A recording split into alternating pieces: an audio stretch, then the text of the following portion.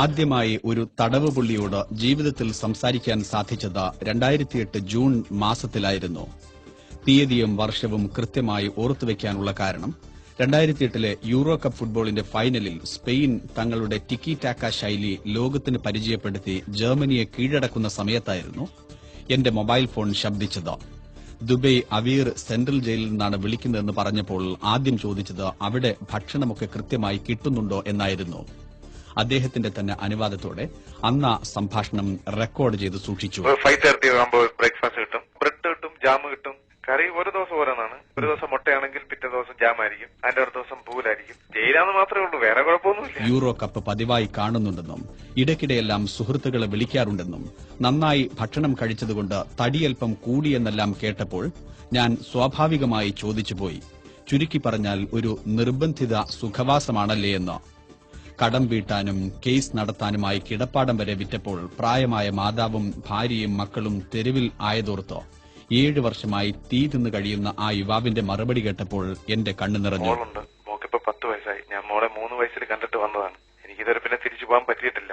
മോളെ വിളിക്കുമ്പോഴൊക്കെ എന്നാ വരുന്നതെന്ന് ചോദിക്കുക, അതിന്റെ ഒരു മറുപടിയില്ല എനിക്ക്. ഇപ്പൊ സ്കൂള് തുറക്കാറായി, ഇനി ഇപ്പഴാ മോളെ കാണുന്നതെന്ന് അറിയത്തില്ല. ഇപ്പൊ മോൾ 5-ലായി. ഇനി 5 വരെ മോളെന്നെ മറന്നിട്ടുണ്ടാവുന്നില്ല, എനിക്കറിയില്ല.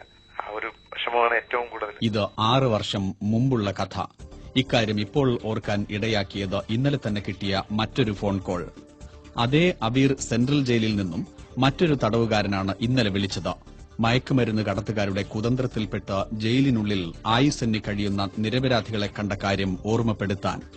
ഒരു തെറ്റും ചെയ്യാതെ ആരുടെയൊക്കെയോ അത്യാർത്തിക്ക് ഇരകളായി മലയാളി ചെറുപ്പക്കാർ ഇപ്പോഴും ഗൾഫിലെ ജയിലുകളിൽ എത്തിപ്പെടുന്നുവെന്ന കൺമുന്നിൽ കണ്ട കാഴ്ച നമ്മയെല്ലാം ഓർമ്മപ്പെടുത്താൻ വേണ്ടിയായിരുന്നു ക്ലീറ്റസ് ഇന്നലെ വിളിച്ചത്. ഞാനിവിടെ ഒരു തടവുകാരനായിട്ട് കിടക്കുന്ന റേഡിയോ കൂടി പറഞ്ഞു, ഇത് ഞാൻ കേട്ടായിരുന്നു. ഇങ്ങനെ ആൾക്കാർ ഇങ്ങനെ ടെക്സ്റ്റ് കൊണ്ടിരുന്നില്ല സാറേ. ഇതിപ്പോ ഞാൻ വിളിച്ചു പറയാൻ കാരണം നമ്മ ഈ ദുബൈ സെൻട്രൽ ജയിലിന് ഇതേപോലെ ഒരുപാട് മലയാളികൾ വന്ന് അകപ്പെട്ട് 25 വർഷം ജയിൽ ശിക്ഷ കിട്ടി നടക്കുന്ന ഒരുപാട് ആൾക്കാരുണ്ട്. 25 വർഷമാണ് ഇങ്ങനെ ആൾക്കാർ പറഞ്ഞ് പറ്റിച്ച് ഓരോന്ന് കൊടുത്തേക്കുകയും അതുപോലെ തന്നെ ചില ആൾക്കാർ അവിടെ നിന്ന് ഗുളികളാണെന്ന് പറഞ്ഞു, ഇവിടെ എനിക്ക് വേദനയ്ക്കുള്ള ഗുളികളാണെന്ന് പറഞ്ഞുകൊണ്ട് വീട്ടുകാരുടെ അടുത്ത് വിളിച്ചു പറഞ്ഞ് അങ്ങനെ കൊണ്ടുവന്ന് ഇവിടെ എയർപോർട്ടിൽ വെച്ച് പിടിച്ച് 25 വർഷം കിട്ടിയ ആൾക്കാർ ഇവിടെ ഉണ്ട്. ഇത് ജനങ്ങളൊന്ന് ബോധ്യപ്പെടുത്തണം. അതുകൊണ്ടാണ് ഞാനിപ്പോ ഈ ന്യൂസ് കേട്ടതുകൊണ്ടാണ് ഞാനിപ്പോ സാറിനെ വിളിച്ചത് പറയുന്നത്. ഇവിടെ ചില ഗുളികൾക്ക് ഇവിടെ ഇതാണ് വിലക്കുണ്ട്, പക്ഷെ അതൊക്കെയാണ് ഇവിടെ നമ്മുടെ ആൾക്കാർ അവിടെ നിന്ന് കൊണ്ടുവരുന്നത്, അറിയാതെ കൊണ്ടുവരുന്നതാണ്. ആ ഗുളികൾ എന്തൊക്കെയാണെന്ന് പോലും അവർക്ക് പോലും പേര് പോലും അറിയില്ല, പക്ഷെ അതിനൊക്കെ ഇവിടെ വിലക്കുള്ളതാണ്. അതിവിടെ ഒന്ന് എയർപോർട്ടിൽ ചെക്ക് ചെയ്ത് പിടിച്ചു കഴിഞ്ഞാൽ ഇത് മയക്കുമരുന്നിന്റെ കൂട്ടത്തിൽ ഉൾപ്പെടുത്തിക്കൊണ്ടാണ് അവർ കേസ് ചാർജ് ചെയ്യുന്നത്. നമ്മുടെ ഇവിടുത്തെ മെഡിക്കൽ സ്റ്റോറിനൊക്കെ ചില മരുന്നുകൾക്ക് ഇവിടുത്തെ ഇത് ഈ ഡോക്ടർ സർട്ടിഫിക്കറ്റ് ഇല്ലാതെ കൊടുക്കാൻ പാടില്ല, പക്ഷെ അങ്ങനെ കൊടുത്തിട്ടുള്ള ആൾക്കാരും ഉണ്ട്. ബില്ലില്ലാതെ ചില മരുന്നുകൾ നമ്മുടെ ഫാർമസിസ്റ്റ് കൊടുത്തു, അങ്ങനെ അവർ ചെന്ന് കംപ്ലൈന്റ് ചെയ്തിട്ട് പിടിച്ച് അങ്ങനെയുള്ള ആൾക്കാരും ഉണ്ട് 25 വർഷം. ഇപ്പോൾ ഏറെക്കുറെ കാര്യങ്ങൾ ബോധ്യപ്പെട്ട് കാണുമല്ലോ.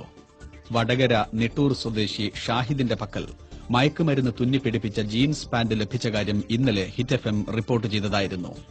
ഷാഹിദിനൊപ്പം സൌദി അറേബ്യയിൽ ജോലി ചെയ്തിരുന്ന ഗഫൂറിന് കൊടുക്കാൻ വേണ്ടിയാണ് ഗഫൂറിന്റെ ബന്ധുക്കൾ 2 അച്ചാർ പാക്കറ്റും 2 ജീൻസ് പാന്റും അടങ്ങുന്ന പാഴ്സൽ ഷാഹിദിന്റെ പക്കൽ നൽകിയത്.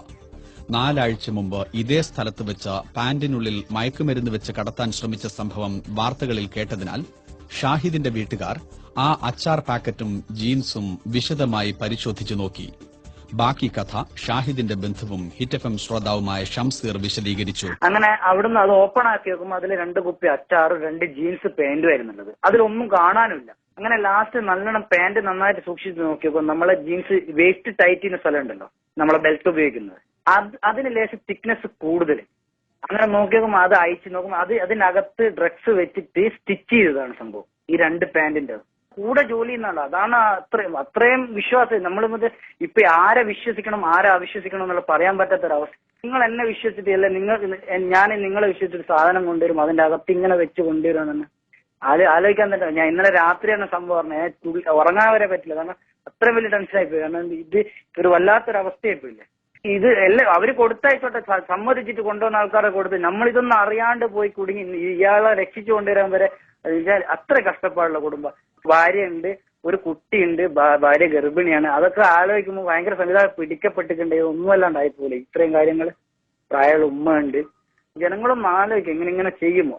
ഇതിനായിട്ട് നടക്കുന്ന ടീമുണ്ട്, അവരെടുത്ത് അവർ കൊടുത്തയച്ചോട്ടെ. അല്ലെ ഞാൻ പറയാണ്, നമ്മളെ പോലത്തെ ഒന്നും അറിയാത്ത കുടുംബത്തിന്റെ അടുത്ത്, ഒന്നും അറിയാത്ത ആളെ അടുത്ത് കൊടുത്തയച്ചിട്ട് നമ്മളിന് പിന്നെ നമുക്ക് ഒന്നും അറിയുന്നില്ലല്ലോ, അവരെ എവിടെ എങ്ങനെയൊന്നും അറിയാം. കഴിഞ്ഞ മാസം കൊല്ലത്തെ താജുദ്ദീൻ കുവൈറ്റിലേക്ക് പുറപ്പെടാൻ ഒരുങ്ങിയപ്പോഴാണ് സുഹൃത്ത് തേങ്ങാ ചമ്മന്തിയുമായി വന്നത്.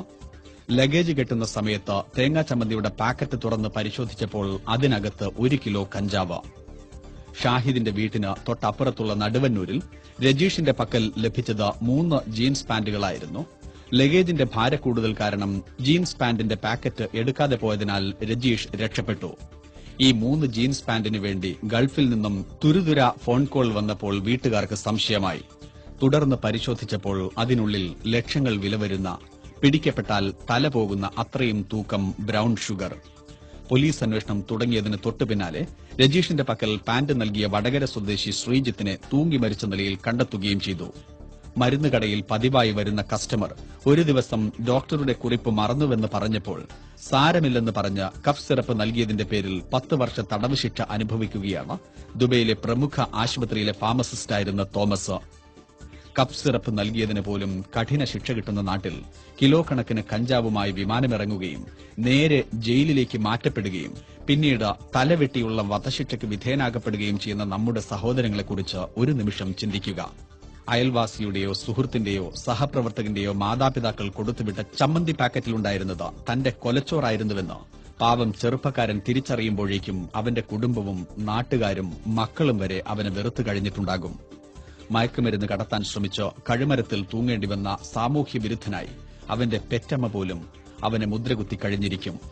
ഷാഹിദിനും രജീഷിനും താജുദ്ദീനും ഭാഗ്യമുണ്ട്. അവരുടെ അത്ര ഭാഗ്യമില്ലാതായി ചെയ്യാത്ത കുറ്റത്തിന് ഗൾഫിലെ തടവറകളിൽ നാളുകൾ എണ്ണിക്കഴിയുന്ന നമ്മുടെ സഹോദരങ്ങളിൽ പലരും ഈ വാർത്ത കേട്ട് ഇപ്പോൾ കണ്ണു നിറയ്ക്കുന്നുണ്ടാകും. നിങ്ങളോട് സഹതപിക്കാൻ മാത്രമേ ഞങ്ങൾക്ക് കഴിയൂ. കാരണം നിയമത്തിന്റെ മുന്നിൽ നിങ്ങൾ മയക്കുമരുന്ന് കടത്തിയ കൊടും കുറ്റവാളികൾ മാത്രം.